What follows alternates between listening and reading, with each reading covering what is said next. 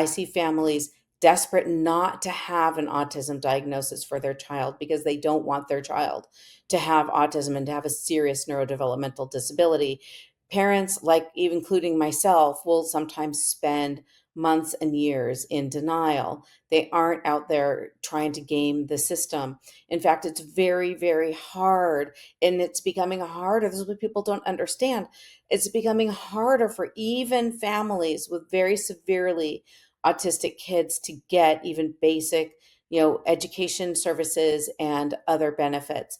I have met family after family after family here in California with very clearly mentally disabled children, with what a diagnosis that I would definitely see as autism. They would meet the criteria very clearly, who cannot enter the system because they've been denied. And then they appeal and then they're denied again. It's almost routine when you apply for SSI, which for people who don't know it, it's supplemental security income, which applies to people with significant disabilities who can't work.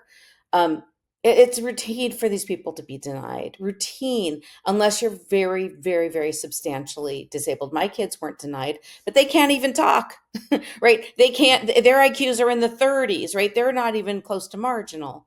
So I think that's a myth. When I do speak with school administrators, when I speak with people in state government about the rising caseload of autism in the schools, the last thing they want are more autism cases. It's the last thing they want. They do not get the special pot of gold because Joey Smith was just diagnosed with autism. They do not. It costs them a lot of money. They have to hire more staff. They have to hire more teachers with special ed credentials. They have to hire more paraprofessionals. They have to hire another adaptive PE person. They have to create another classroom.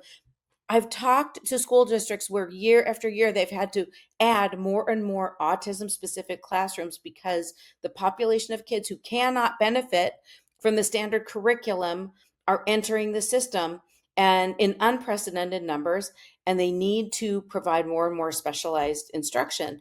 This is the last thing that I don't know who invented this myth. I do not see this myth. I know hundreds upon hundreds upon hundreds of autism families.